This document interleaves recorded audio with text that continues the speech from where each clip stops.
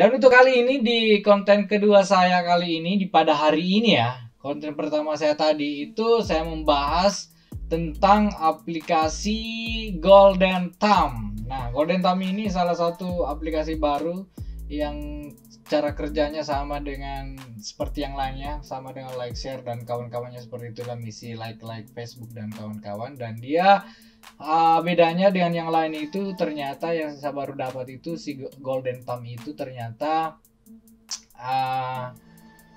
bisa mendapatkan pundi-pundi dari referral kita. Jadi kita mendapatkan persenan dari rabatnya kita ya. Beda dengan kayak like share itu rabatnya kita harus kita baru kita bisa tarik kalau kita jadi upgrade VIP dan referral kita juga upgrade VIP. Tapi Golden Thumb itu nggak mesti kita upgrade VIP, itu saldonya bisa langsung masuk di saldo utama kita. Oke, balik lagi di pembahasan kita yang pada hari ini Mas Bro ya. Saya ingin membahas skema Ponzi kali ini di konten kali ini karena kenapa coy ya. Mungkin beberapa orang di luar sana belum tahu betul Ponzi itu seperti apa sih. Dan kenapa saya sangat melarang orang untuk berbisnis ikut campur dalam permainan-permainan penghasil uang yang bertemakan Ponzi ya, yang menggunakan sistem skema Ponzi ya. Dan kemarin juga di konten saya ternyata saya baru periksa di konten saya yang membahas tentang Gambio ya. Di Gambio itu memang saya terlalu kritis dan ternyata ada komen dari penonton saya yang mengatakan saya bacot loh ya. Bacot. Dia mengatakan kalau nggak usah bacot-bacot bang ya, karena Anda juga mencari uang di YouTube. Nah, jadi seakan-akan saya tidak boleh mengganggu orang-orang yang fokus bekerja, fokus mencari uang di dunia perponzian ya. Bro, saya tidak melarang kalian semua mencari uang ya. Saya tidak melarang. Saya cuman menghindari orang-orang ya, orang-orang di luar sana supaya tidak terjerat dalam dunia perponzian. dunia penghasil uang dalam skema Ponzi ya, kayak begitulah coy ya.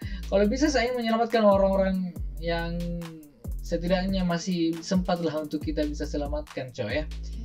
Karena ternyata banyak orang di luar sana memang yang mata pencariannya itu bermain di dunia perponzian gitu coy ya. Makanya dia benci orang-orang kayak saya yang kritis itu. Oke, kembali kita lanjut coy ya. Apa itu Ponzi ya? Bisa teman-teman bisa baca di sini coy ya. Jadi kali ini saya akan menjelaskan sedikit saja tentang Ponzi. Ponzi itu apa sih sebenarnya dan kapan ini ada sebenarnya Ponzi ya coy ya.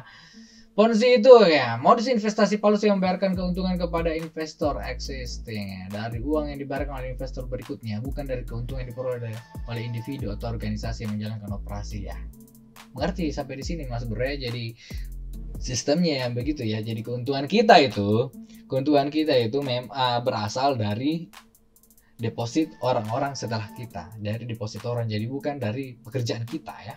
Jadi uang yang kita dapatkan itu dari hasil deposit dari orang yang baru bergabung ya, begitu coy ya. Jadi kalau misalnya kita sudah baru transfer, baru deposit, kita tidak akan dibayar oleh aplikasi itu apabila tidak ada yang melakukan deposit selain kita, gitu coy ya. Karena kita tidak dibayar oleh pekerjaan apapun, jadi kita hanya dibayar oleh persenan dari depositnya orang. Itulah Ponzi coy ya. Skema Ponzi biasanya membujuk investor baru dengan menawarkan keuntungan yang lebih tinggi dibandingkan investasi lain dalam jangka pendek dengan resiko yang kecil ataupun tanpa resiko. Wah, ini betul-betul ya. Dan ternyata ini yang pertama kali memperkenalkan Ponzi coy. Itu namanya adalah Charles Ponzi. Makanya sekarang namanya skema seperti itu adalah skema Ponzi karena yang pertama kali memperkenalkannya itu namanya Charles Ponzi. Ini dari tahun 1882 sampai 1949. Oh iya, materi ini saya download dari Google tadi ya. Ternyata ini adalah salah satu tugas mata kuliah. Ini adalah saya tadi mencari referensi ya, materi untuk dijadikan referensi lah untuk konten ini coy ya. Ini dibuat oleh ini Hendra Saputra, Hendra Saputra, dia punya ini tugas kelompok ya.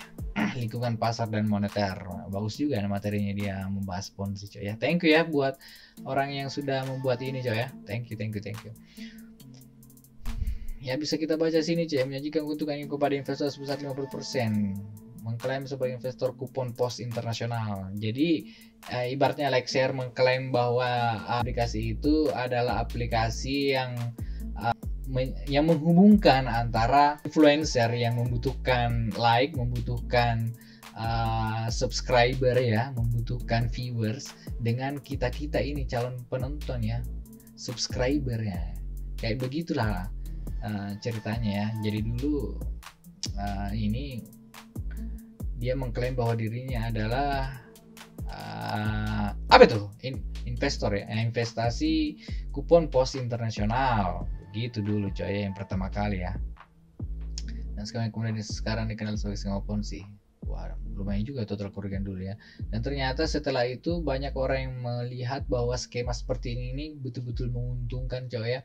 Sangat-sangat menguntungkan. Jadi banyak orang yang sudah melakukan menerapkan skema seperti itu sampai sekarang ya. Dan ini yang orang-orang yang terkenal dengan menerapkan skema ponzi coy ya. Ini kayak ini Bernard Madoff, 150 tahun penjara, ini sama aja hukuman mati nih kalau begini coy. Juga ponzi, skema ponzi terbesar yang pernah ada ini kayaknya coy ya. Kita lihat di sini coy ya. Tapi saya tidak akan bahas itu coy ya. Cukup dilihat aja ya data-datanya ya. Saya hanya menjadikan ini sebagai referensi aja coy ya. How do Ponzi scheme work?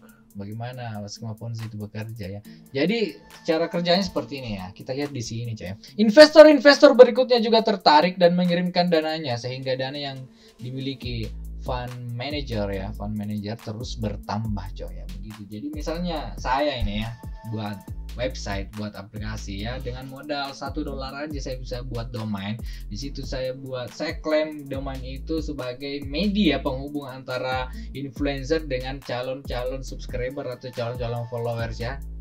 Dan di situ saya menerapkan sistem upgrade VIP, di mana kalau teman-teman upgrade VIP itu jumlah tugasnya bertambah dan profit per harinya itu bertambah. Semakin tinggi depositnya, semakin tinggi juga profit hariannya ya. Seperti itu ya. Jadi di skema ini tentunya akan menjanjikan penghasilan yang kadang nggak wajar coy ya. Gitu. Sehingga dana yang dimiliki fund manager terus bertambah. Jadi how do Ponzi scheme work? Fund manager menggunakan sebagian dana yang terkumpul untuk membayar profit kepada investor awal ya. Jadi dana yang terkumpul dari orang-orang yang sudah melakukan deposit itulah yang akan dibayarkan kepada orang-orang yang sudah melakukan deposit sebelumnya coy ya. Orang-orang yang sudah mengerjakan tugasnya sebelumnya. Ibaratnya kayak yang terkenal kemarin-kemarin ini kayak pasture juga coy ya. Jadi misalnya kita hari ini ternak sapi selama beberapa hari. Jadi selama beberapa hari itu akan dikumpulkan dana-dana deposit dari orang-orang yang sudah melakukan deposit ya coy ya. Buat ternak sapi kan pasture itu kan kayak memang tidak ada tugasnya. Jadi langsung investasi untuk bisa mendapatkan profit, langsung investasi coy ya. Jadi kayak begitu coy ya. Intinya semua yang dibayarkan itu adalah hasil dari depositnya investor baru ya, orang yang mendeposit yang baru-baru coy ya. Jadi emang enak bagi mereka yang pertama coy, emang enak coy. Tapi kasihan yang belakang join coy ya. Jadi memang ada yang untung, tapi pasti lebih banyak lagi yang buntung coy ya. Jadi kalau kita bisa analogikan coy, kalau kita bisa analogikan skema Ponzi ini tuh kayak kita melakukan pencurian terhadap orang lain ya, tapi dengan sistem yang canggih seperti ini. Pencurian dengan sistem canggih kayak begitulah coy ya. Karena tidak mungkin dong yang kena scam yang tidak terbayarkan di akhir-akhir itu ikhlas uangnya coy ya, ikhlas dibawa kabur coy ya. Tidak mungkin ikhlas lah ya. Aduh.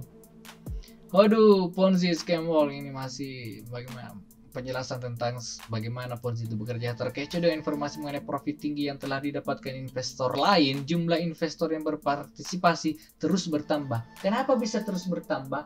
Faktor pertama adalah jika kita sudah melakukan deposit pada awalnya, coy ya. Misalnya hari ini kita melakukan deposit, tidak mungkin ada tinggal diam, coy. Pasti Anda melakukan share ya, share referral link, coy ya. Share referral. Dan Anda juga pasti menawarkan kepada orang-orang, join di sini, join, banyak profitnya. Wow, ini sudah dijamin karena kemarin saya sudah landing, landing. Tugasnya itu cuman upload like Instagram, subscribe YouTube, itu aja, ya. Dan bisa dituyuli, apalagi mudah banget bisa dituyuli. Waduh. Seperti itu, ya. Fraud terus berlanjut dengan membayar kasus penipuan ya. Berlanjut dengan membayar dividen palsu kepada investor-investor sebelumnya dengan uang dari investor-investor baru, Ini jelas sekali di sini, ya. Pada akhirnya fund manager menghilang dengan seluruh dana, ataupun karena skema Ponzi ini runtuh ketika dana yang masuk mulai terhenti. Akibatnya sebagian besar investor, khususnya investor baru, akan kehilangan seluruh dananya. Nah, ini sudah pasti. Begini memang cara kerjanya, ya. Jadi pastinya aplikasi atau website yang seperti itu, yang menggunakan skema Ponzi itu pasti nanti akan scam, Tidak cepat atau lambatnya itu tergantung dari berapa banyaknya orang yang melakukan deposit. Untuk sampai sekarang itu yang paling lama kemarin saya lihat itu adalah Likeshare, karena Likeshare itu kan yang salah satu generasi pertama, bisa saya bilang kayak generasi pertama dengan Coins. Kenapa bisa dia bertahan lama? Karena waktu itu orang-orang itu masih awam sekali dengan skema Ponzi, belum terlalu tahu ya tentang skema Ponzi. Jadi banyak orang yang melakukan deposit, apalagi ditambah dengan banyaknya bukti withdraw yang telah dilakukan oleh pengguna aplikasi itu ya, aplikasi Likeshare pada waktu itu, Jadi adanya bukti ya, ya.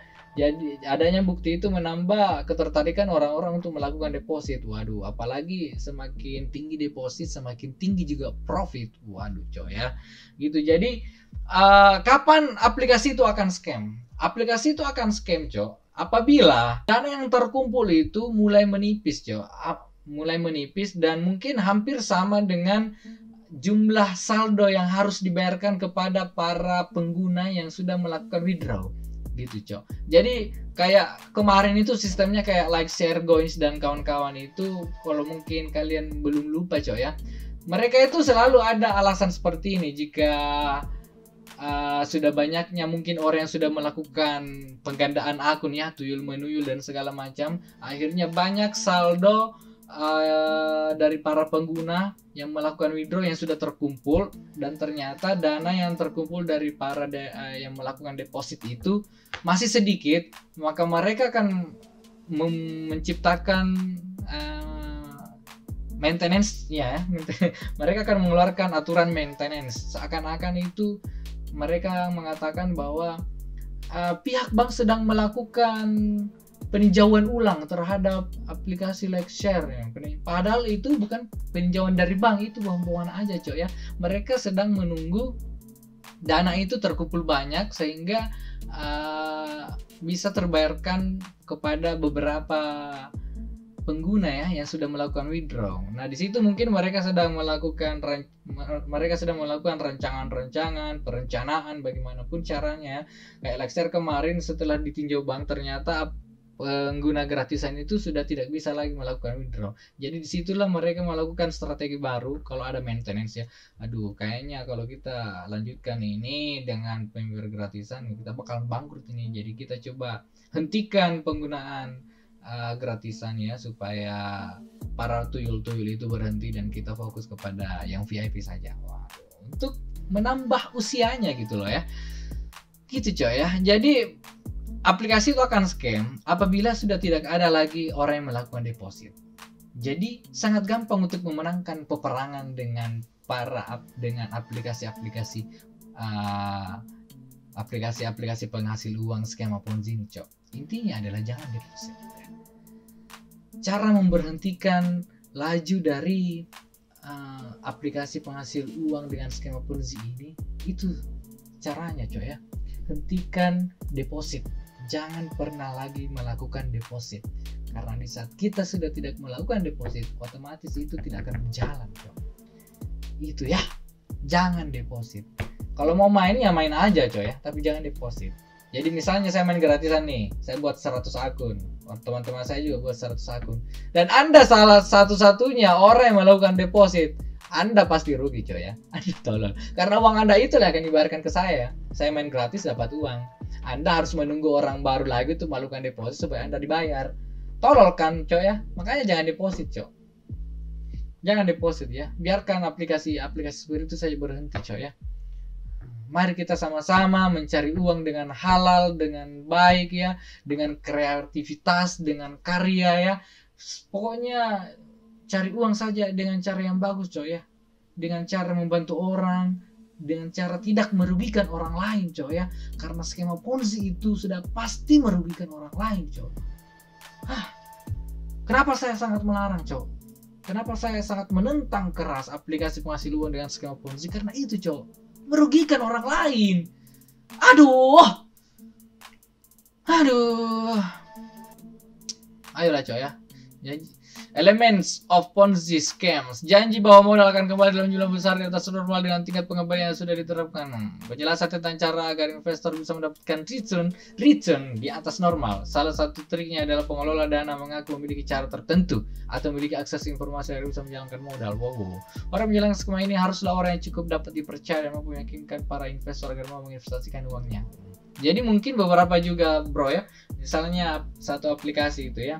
Mereka mungkin kayak bekerja sama dengan salah satu influencer atau YouTuber untuk sengaja memang mempromosikan ini secara habis-habisan, mengatakan bahwa ini bagus lah, ini kita tidak tahu ya, tapi itu mungkin salah satu salah satu caranya. Ataukah memang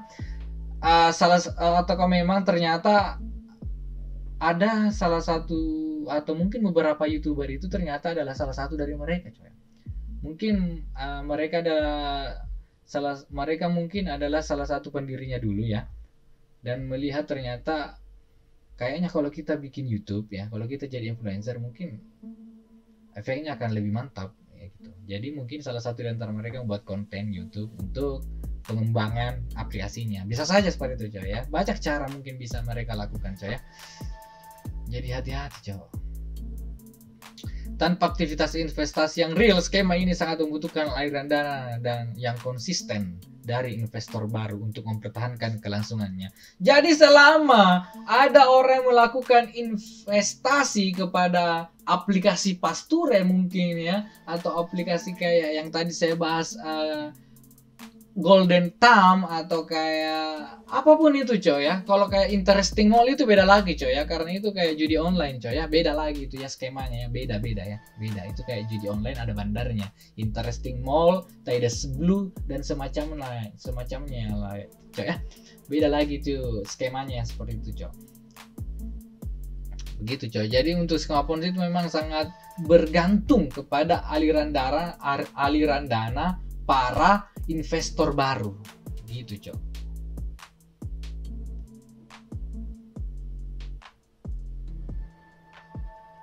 Ini perbedaan antara Ponzi dan pyramid scam ya. Ini Ponzi, tapi sama-sama aja sebenarnya ya. Versus MLM itu ada produk ya. Aduh, kita kembali lagi ke Ponzi, coy ya. Oh, ini salah satu beberapa contoh-contoh kasus praktek bisnis skema Ponzi. Ponzi merupakan praktek bisnis ilegal dan terlarang. Sejumlah negara secara tegas melalui kegiatan bisnis berbasis Ponzi. Amerika Serikat secara tegas dan rutin memberantas praktek-praktek ini. Nah, pertanyaannya, Cok, di Indonesia bagaimana, Cok? Apakah di Indonesia ada actionnya ya, ada tindakannya? Saya belum tahu pasti sih, coy ya. Dari OJK mungkin atau dari pihak mana gitu. Apakah ada masalahnya di Indonesia sekarang lagi sangar-sangarnya loh coy ya. Aplikasi-aplikasi itu semakin menjamur, semakin banyak, dan saya lihat sampai sekarang tindakan dari pemerintah itu kurang gesit. Apakah mungkin masih sibuk dengan pandemi ini coy ya, pandemi corona, atau bagaimana, saya nggak tahu coy ya. Jadi tugas kita lah sama-sama ini coy ya, kalau bisa coy ya, mari kita hentikan pergerakan bisnis skema Ponzi ini coy. Bagaimana caranya? Aduh coy, Ponzi merupakan praktek bisnis ilegal yang terlarang. Ini ada pasalnya coy ya, ada pasalnya, pasal penjelasan pasal 9. Ancaman hukumannya ada di sini. Pelaku usaha distribusi menerapkan sistem piramida dalam mendistribusikan barang sebagaimana dimaksud dalam penjara paling lama 10 tahun. Pidana paling banyak 10 miliar. Aduh. Model penipuan yang langgeng sepanjang masa semakin merebak sampai detik ini dan berevolusi dalam berbagai modus sesuai perkembangan bisnis dan teknologi. Betul banget ini coy ya. Modus penipuan dengan skema Ponzi merupakan model penipuan yang langgeng sepanjang masa ya, semakin merebak sampai detik ini dan berevolusi dalam berbagai modus sesuai perkembangan bisnis dan teknologi. Waduh, kenapa sekarang semakin menjamur di Indonesia coy ya? Karena dibantu dengan adanya pandemi corona, di mana banyak orang yang sekarang sedang lebih sering berada di rumah ya, lebih sering menggunakan HP-nya, lebih sering di dunia maya.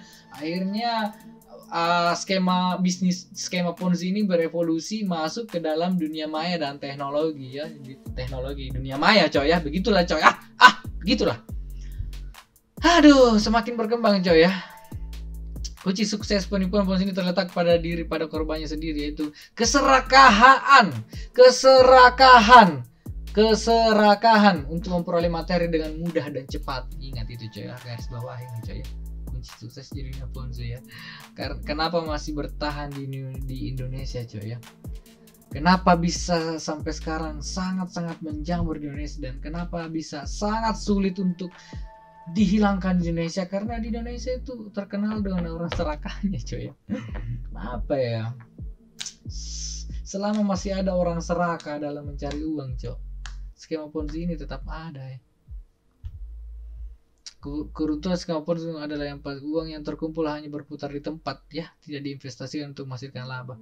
Ketika para member semakin susah merekrut investor baru, sementara tagihan makin membengkak, para pelaku Ponzi biasanya sudah kabur dengan membawa aset besar yang telah dikumpulkan. Nah, seperti yang kemarin kayak Alimama, Likeshare, Goins ya, banyak lah ya coy yang kemarin sudah kabur ya, banyak sekali yang sudah kabur coy ya. Nah pertanyaannya coy, di saat kalian sudah tahu kalau ujung-ujungnya bakalan kabur, kenapa malah deposit? Kenapa masih mau deposit? Ya, kalau main silahkan aja main, tapi jangan deposit coy. Karena apa ya, ibaratnya kayak main judi coy ya. Mandarnya itu selalu menang ya, bandarnya itu ya selalu yang paling untung coy ya. Sama kayak di sini yang buat website ini, buat aplikasi itu yang paling untung ya. Pihak yang kalah selalu pihak masyarakat, terutama yang bergabung belakangan. Jadi makanya biasa ada di grup yang nge-spam coy ya. Mumpung masih baru guys, mumpung masih baru seluruh ya, silakan garap. Mumpung masih baru netas hari ini, ambil posisi paling depan supaya aman. Artinya kau memang sengaja ingin merugikan orang lain coy ya. Kenapa banyak orang yang begitu? Banyak orang jahat di Indonesia coy. Di luar juga sih banyak ya, tapi terlalu banyak di Indonesia. Padahal di Indonesia itu negara dengan jumlah muslim terbanyak coy ya. Tapi yang saya juga bisa jelaskan bahwa Indonesia adalah negara dengan jumlah muslim terbanyak, tapi di Indonesia juga adalah negara yang paling tidak mengerti agama paling banyak. Ya, seperti itulah. Punya agama tapi tidak mengerti agama. Oke lah teman-teman ya. Jika masih ada yang kurang jelas, silakan berkomentar di bawah. Nanti kita ngobrol panjang lebar di bawah kalau ingin diskusi tentang Ponzi ya. karena biasanya saya baru teringat apa yang ingin saya jelaskan di saat saya sudah menyelesaikan konten. Biasa seperti itu coy ya. Jadi kadang masih ada yang tertinggal yang sebenarnya ingin saya bahas. Gitu coy ya. Jadi kalau bisa, kalau masih ada yang ditanyakan, masih ada yang ingin didiskusikan, silakan berkomentar di kolom komentar gitu coy ya. Dan mari kita sama-sama cari uang, cari nafkah yang halal coy ya, untuk keluarga kita ya, untuk teman-teman kita, untuk orang di sekeliling kita. Cari uang yang halal aja coy ya, jangan cari uang dengan cara merugikan orang lain. Itu aja coy ya. Oke, jadi kalau misalnya menemukan lagi aplikasi atau website penghasil uang, jangan pernah deposit. Itu aja intinya coy ya. Mari kita sama-sama cari uang halal. Oke, thank you teman-teman yang sudah nonton, yang sudah buang-buang waktunya kali ini untuk menonton video saya. Ya, mohon maaf atas keterbatasan saya dalam menjelaskan dan pengetahuan saya coy ya. Mohon maaf. Dan sampai jumpa lagi di video saya yang selanjutnya. Thank you.